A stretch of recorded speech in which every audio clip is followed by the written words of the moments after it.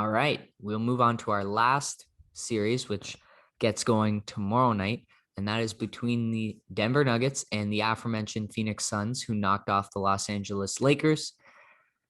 This one is going to be really, really fun. It's two teams that have guys on the up looking to break into that new level of conversation. And then, of course, you've got Chris Paul in there too, who has never made it past the Western Conference Finals. He was very close in 2018 with the Rockets before that injury in Game 6. And now he's got a great running mate in Devin Booker and a big in DeAndre Ayton, who's playing way above his pay grade right now from what was expected of him going into the playoffs. And Ayton's in tough because Nikola Jokic is on another level right now. It seems like he's even turned it up from the MVP level he was playing all season. I think he averaged 35 and 10 in the first round, 10 being rebounds, of course. But as we know, he'll pick you apart with his passing. And if you look at what the starting lineup is for this Denver, like them beating Portland is crazy because you've got Austin Rivers, Facundo Campazzo, Aaron Gordon, and Michael Porter Jr. I And think the you're just starter, mad because I called it. yeah, and the starters earlier in the season were Jamal Murray, Gary Harris, Will Barton, and Paul Millsap. So a complete change from the last time these two teams have played. Yet Jokic is just the heliocentric mastermind that just runs everything. And it's so awesome. And it's crazy how he hasn't broken down yet because he's playing so many minutes and he's carrying so much weight around the court. But it's effortless and it's really, really awesome. And I think a key for this series is Jokic is going to have to take on Ayton, who is a big dude in his own right. But it might be a little bit of savvy where Jokic is drawing Ayton into foul trouble. And then when there's no Ayton, there's nothing else for the Suns at center. Frank Kaminsky, not in the same weight class. Dario Saric, not in the same weight class.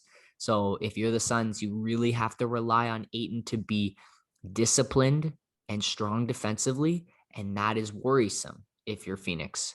But at the same time, Ayton has outperformed your expectations and done very, very well against a Lakers team that supposedly had the size advantage. So on the other side, Ayton is so mobile that he may be able to expose Jokic in the pick and roll when you have Paul and Booker operating there and going 2-on-1 against Jokic.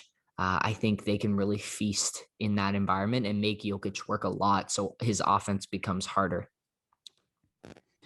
Yeah, you said most of it. You saw Nurkic getting into that same sticky situation. I think he fouled out in like almost all the games.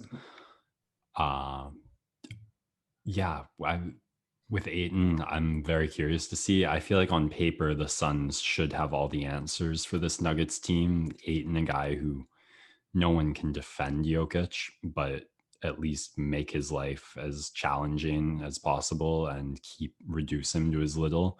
And you saw like Lillard able to go off offensively. And you talked earlier about the Nuggets like lack of guard defense, and if the Blazers were able to do as much as they did, then you'd think Paul and Booker, especially after that game 7, will just be feasting. So for Ayton guarding Jokic, for Booker, we talked about Doncic's coming out party, but like Devin Booker also, I mean, he's been around for a lot longer, but like regular season performance versus playoff performance, and so far in the very little playoff time Booker has had, he's shown that he's really been polishing the abilities. So I like Phoenix for this series despite Jokic's amazing heliocentric uniqueness.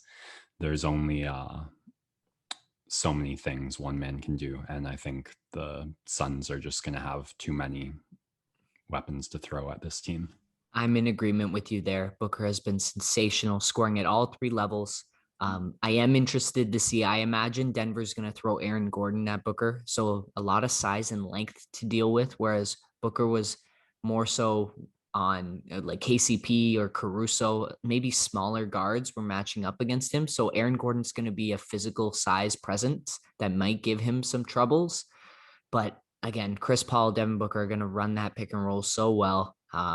On the other end, Porter is going to have to be a flamethrower again in this series, and you're going to have to rely on Austin Rivers, Campazzo, Monte Morris, who was awesome, by the way, in that series. But those guys to consistently make big shots, and there's a reason why they're not starters.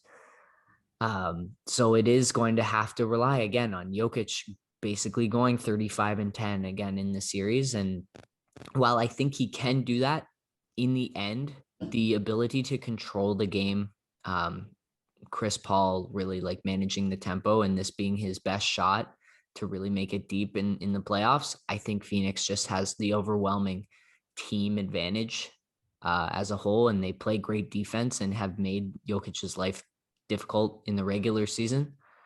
So I think the magic of Jokic so awesome. It's going to end this round, but I can definitely see him alone taking 2 games. But I have Phoenix in 6 for this one.